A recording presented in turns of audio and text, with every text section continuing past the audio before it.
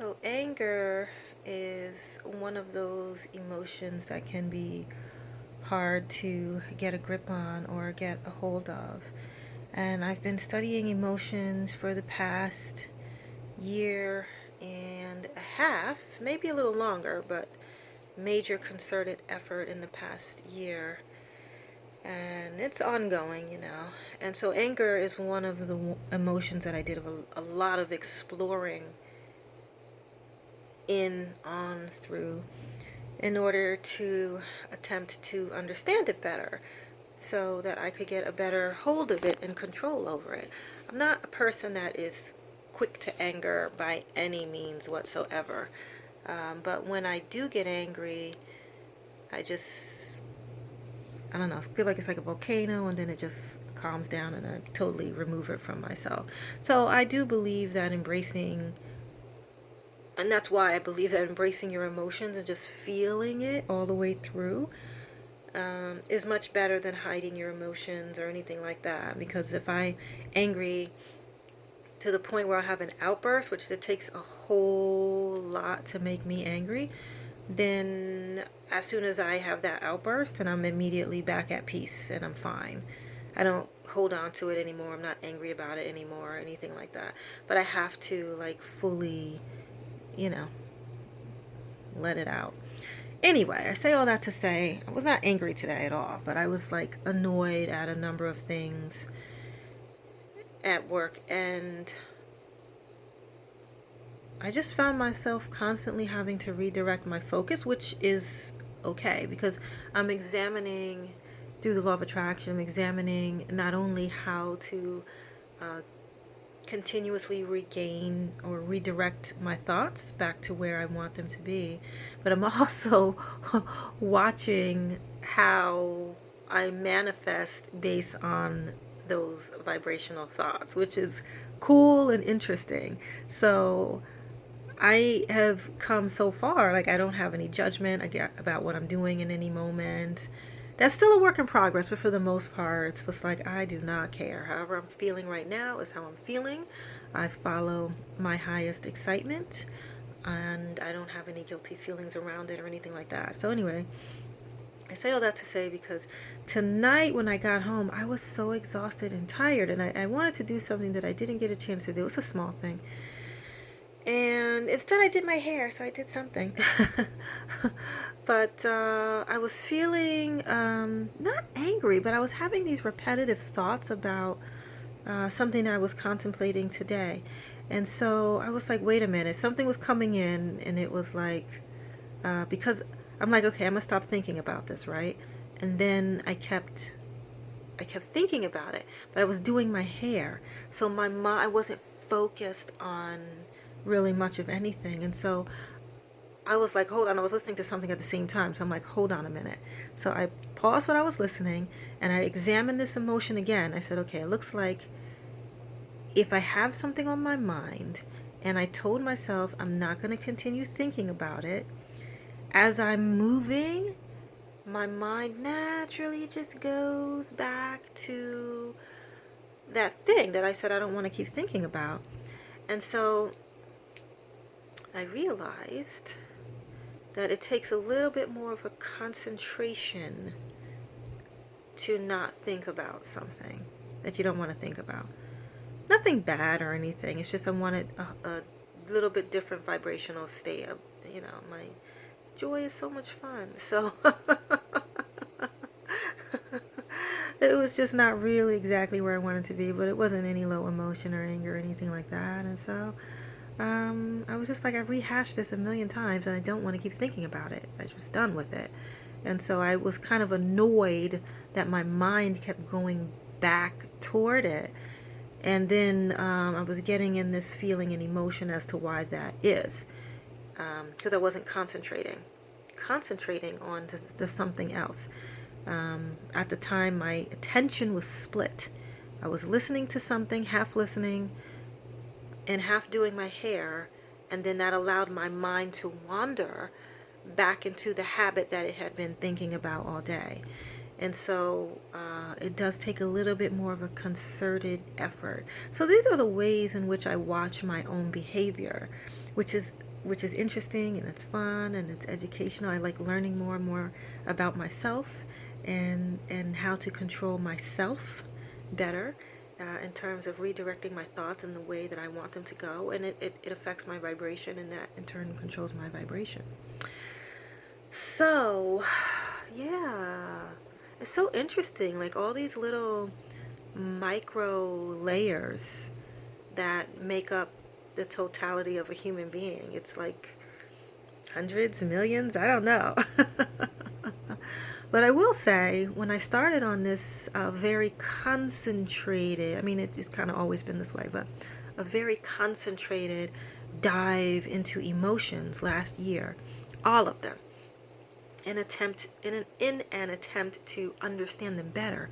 And then I think at least for the past year, possibly longer, I started keeping a list of all of the emotions, but I felt like some emotions were closer to the top and some were closer to the bottom.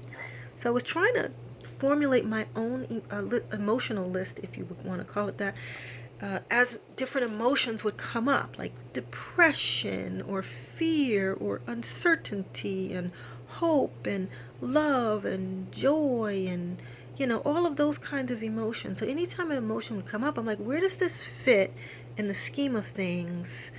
Because I felt like there was some kind of order to it. Anyway, and I've been trying to like figure it out myself.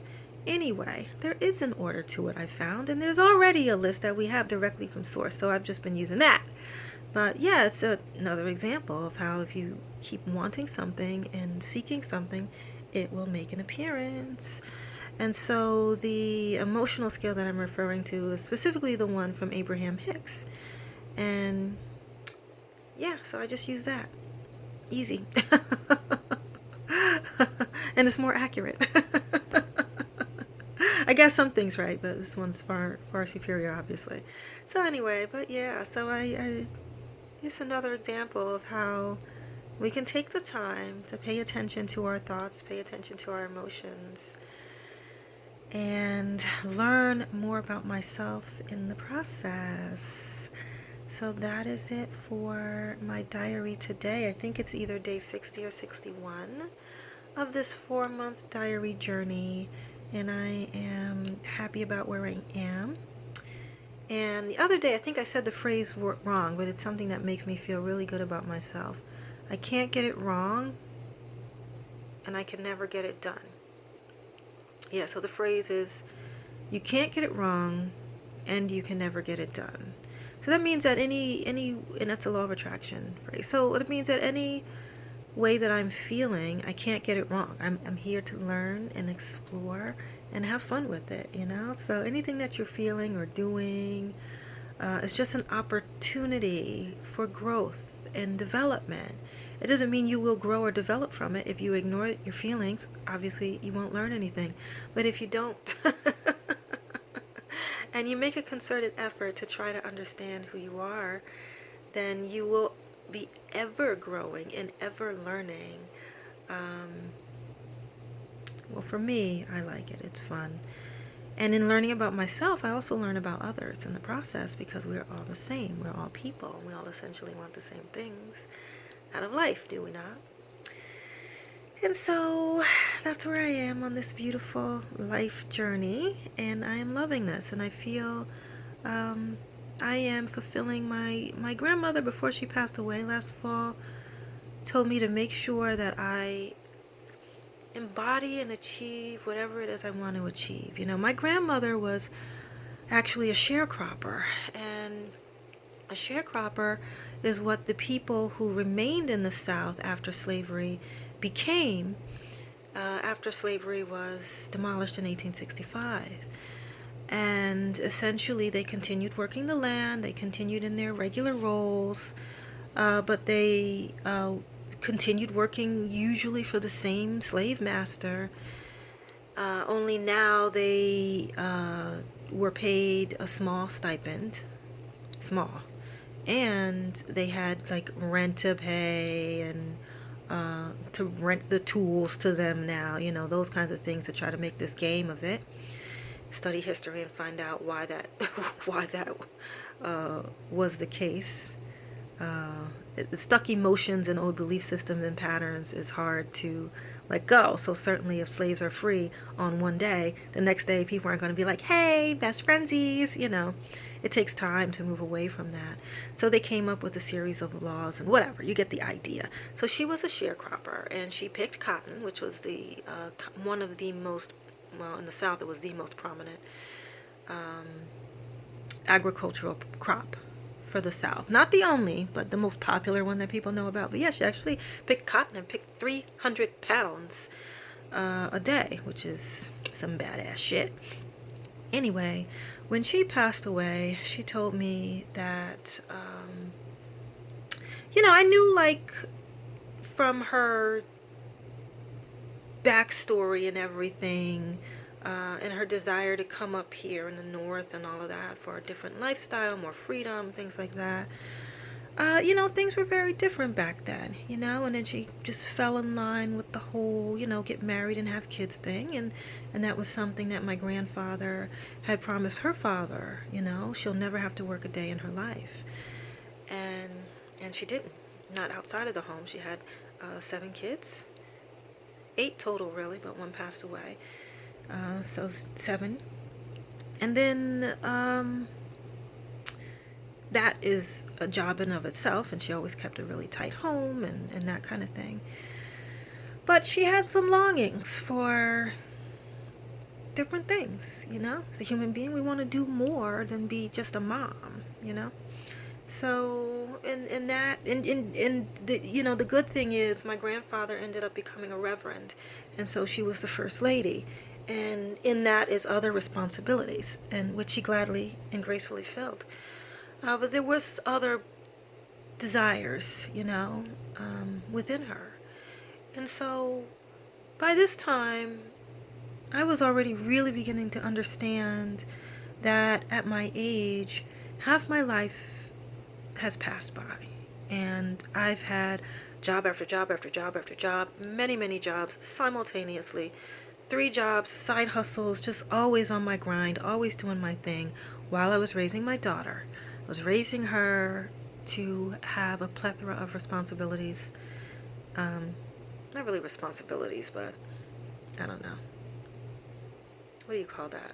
Like activities, I guess, but like responsible activities, like playing a musical instrument and, swim lessons and art lessons, and you get the idea. But I kept her busy 6 out of 7 days a week, because I always believed when you crowd up your kid's schedule with like good wholesome activities, they don't have time to get in trouble. It's just no time. Ran out, fresh out. Before you know it, you gotta do your homework. You gotta go to swim lessons. By the time we get there, get back and eat, and then time for bed. So the time that they have to get into trouble, so to speak, is limited with the more that you give them to do. Okay. So that was all by design. Anyway, I say all that to say a lot of my life was spent doing things that I didn't necessarily find joy in. I loved raising a kid up until the teenage years. Prior to that, it was wonderful, but when that happened, I was like, oof, yeah, this ain't cool. But it was what it was. But I spent a lot of time not really thinking about the things that Cherokee wanted and pursuing those goals and those dreams. So when my grandmother told me that, I completely understood what she meant. And I was in a place already where my daughter was in college, and I was beginning to look at ways to take my life back and to pursue different joys in my life, which I started when she was in middle school, because I could see it coming. I'm like, my freedom is on the horizon, And that when she was in middle school, that's when I did my first flash mob, because I had made out a bucket list. I didn't have like a whole lot of movement or any real regular dedication to anything pertaining to, fulfilling my soul, fun stuff for me, So anyway, when she told me just make sure that I live my life to the fullest, and, I totally got it. I totally understood. And then she told me a little bit about, the whole marriage, and then that's it. And so I appreciated that advice, and it really, really resonated with me. And I will say, I am honoring her memory and living my life to the fullest. And so this is a reminder to Cherokee and anyone who sees it. Remember this. You are honoring your ancestral heritage, and you're honoring God when you enjoy your life, when you live your life to the fullest, because baby, that's why I'm here.